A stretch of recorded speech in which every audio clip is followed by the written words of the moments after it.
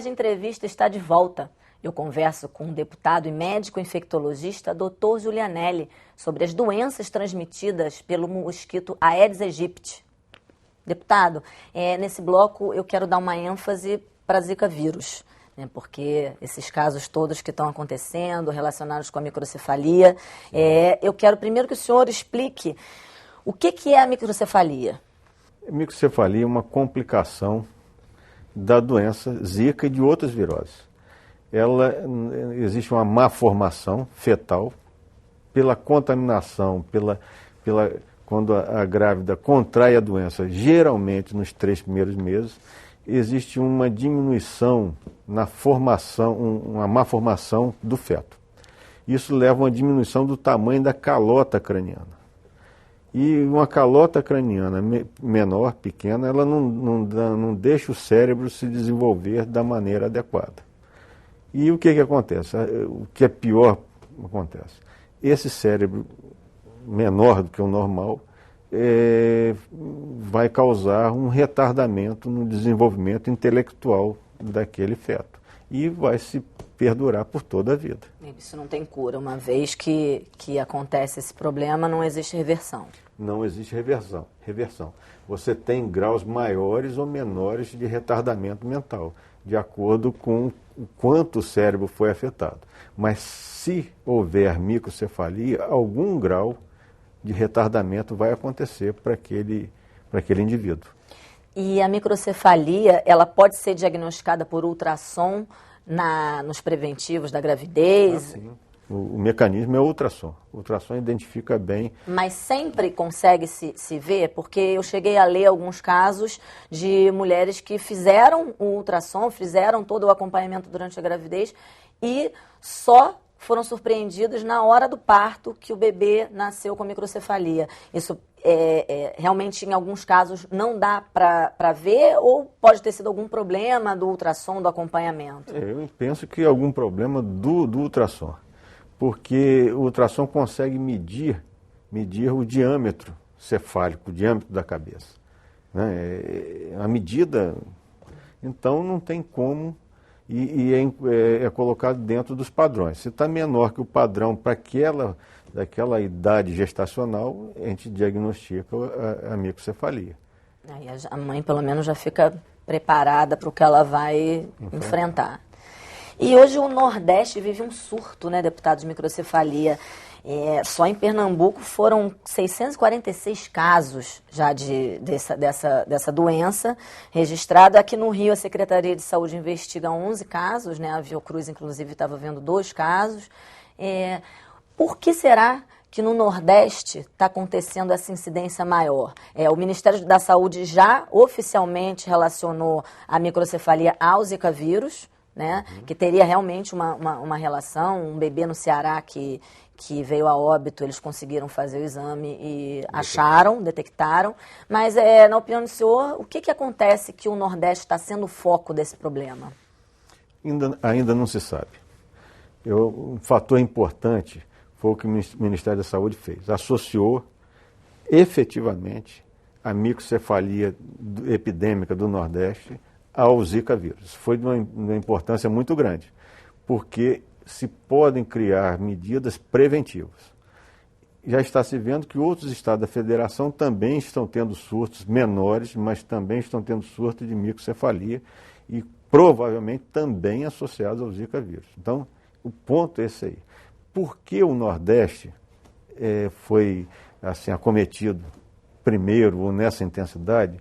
Ainda não se sabe, ainda se discute nos meios médicos se haveria alguma particularidade daquela região, ou nutricional, ou genética, ou alguma relação com a incidência de vírus da dengue favorecendo esse tipo de complicação.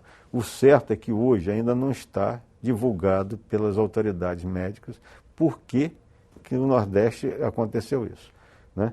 Mas o importante é que foi divulgado essa relação direta, Zika vírus e esse surto de microcefalia que estamos tendo. E, deputado, das 3 doenças transmitidas pelo Aedes aegypti, o Zika vírus era considerado o mais leve, o que não levaria a óbito, o que teria os sintomas mais tranquilos, mais brandos, né? E agora ela está se mostrando uma coisa extremamente perigosa, inclusive com essa relação com a microcefalia. O que o senhor acha que aconteceu, que está mudando? Alguma mutação genética ou havia uma grande falta de estudo mesmo do Zika para não se enxergar exatamente o panorama que podia se desenvolver através dele? Eu acho que faltavam estudos. O Zika vírus, a epidemia por Zika vírus é recente no Brasil. É um vírus que veio da África e começou recentemente a infectar aqui a população brasileira. E como que esse vírus veio da África? O senhor sabe, tem algum estudo disso? Com certeza, muito provavelmente ligado a esses grandes eventos esportivos e essa migração. Hoje em dia, através do avião, é possível uma pessoa ter uma doença, contrair uma doença na África e vir para aqui em poucos dias, né? Como poderia acontecer até no caso da época do Ebola. Né? Exato. Então, eles têm um clima quente. Parecido com o nosso. Que o vírus gosta. Tem um mosquito lá e nós temos um mosquito aqui que é o vetor. Então, os fatores para desenvolver a doença são iguais na África e aqui. Então, a partir do momento que vem uma pessoa contaminada, se cria a situação aqui também no Brasil. E eu vejo, só complementando a minha fala anterior, essa situação é de uma gravidade muito grande. Por quê? Porque era uma doença tida como benigna. Né? Poucos sintomas, exatamente. Comparativa com a dengue, ela tinha um curso, uma duração de 3, 7 dias, era um curso mais menor e com menos sintomas. Mas ela está trazendo uma complicação que é essa microcefalia. Agora você imagina o custo para uma família, né, que vai ter que arcar com a criação de um filho com dificuldade intelectual. E o custo econômico para essa família, o custo emocional para essa família e o custo para o país, que vai ter que dar as condições para essa família cuidar do seu filho. Então, as autoridades de saúde têm que ter uma ação rápida, eficaz e enérgica nessa situação dessa microcefalia. Ela precisa ser controlada em curto prazo. Inclusive, como o senhor falou, esse custo emocional, econômico para essas famílias, que algumas famílias não têm a condição de arcar com uma criança com esses problemas. Então, acho que também os governos vão ter que se preparar para poder dar condições de amparo a essas famílias. Com certeza, escola especial, fisioterapia, porque esse retardamento mental pode ser leve, mas também pode ser grave. Inclusive com dificuldade na locomoção. Então, essas crianças precisam de cuidados constantes, de vários especialistas. Ele passa a ter que ser atendido por uma equipe multidisciplinar, né? Que não é só o médico. Né? É a fisioterapeuta, o terapeuta ocupacional, é o pedagogo para tentar desenvolver alguma atividade intelectual dela. Então, uma série de fatores. Deputado, quais os cuidados que as grávidas devem ter nesse momento tão delicado? Olha, ainda não tem uma normativa do Ministério da Saúde. Eu vou dar minha opinião como médico. Eu entendo que até nós termos uma definição, as mulheres devem pensar muito se vale a pena engravidar nesse momento. Eu entendo que as mulheres deveriam adiar a sua vontade de engravidar até essa epidemia ser controlada. Porque, a bem da verdade, se desenvolver a doença, né, e tiver o azar de ter a microcefalia, não vai ter o que fazer. Então, se eu posso dar um conselho, até as autoridades de saúde controlarem o mosquito, controlarem o surto de Zika, é preferível que se adie os desejos de engravidar. E as mulheres que já estão grávidas, né, que engravidaram, o risco é apenas nos 3 primeiros meses ou a maior vulnerabilidade é apenas nesse período e pode ser contraída, inclusive, numa gestação mais avançada? O grande risco são os 3 primeiros meses. Como a maioria das viroses que causam problema de má formação nos 3 primeiros meses. Mas não temos estudo que garanta que no 4º, 5º ou no 6º mês. É lógico, quanto mais próximo do final da gravidez, menor o risco. Porque o bebê já está mais desenvolvido. Já está desenvolvido. Mas não temos, eu fico receoso de dar uma posição aqui publicamente, quando a gente não tem um estudo das autoridades de saúde comprovando. com toda certeza, nos 3 primeiros meses é muito maior o risco. Mas será que no 4º mês também não tem risco? Eu não me sinto seguro para afirmar isso. E por isso que eu falo, é preferível que as mulheres adiem um pouco a sua vontade de engravidar para ter uma gravidez feliz, como todas querem ter. E as mulheres que já se encontram grávidas, que já estavam, ou até ficaram, porque às vezes acontece uma gravidez inesperada e não planejada. O que elas devem fazer?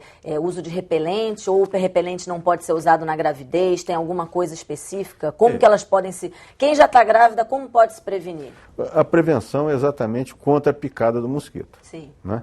Então, usar manga comprida, usar calça comprida, usar...